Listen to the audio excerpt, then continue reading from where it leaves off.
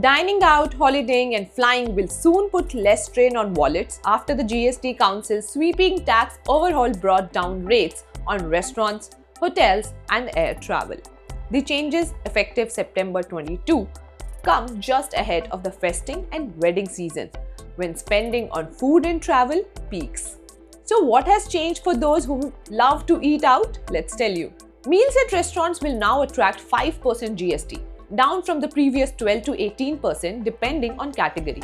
The cut means family dinners, festive outings, and casual dining will all become more affordable. The move could bring back more footfall to restaurants that had seen demand dip under higher taxes. And what changes for those seeking hotel stays? The council has rationalized hotel tariffs, providing relief to travelers as room priced under 1,000 rupees per night remain GST free.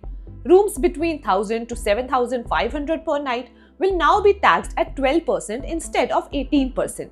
And premium hotels with tariffs above 7,500 will continue to attract 18%. The shift is expected to ease costs for middle-class families booking trips for festivals, weddings, and vacations. Will your flights become cheaper now? Well, yes.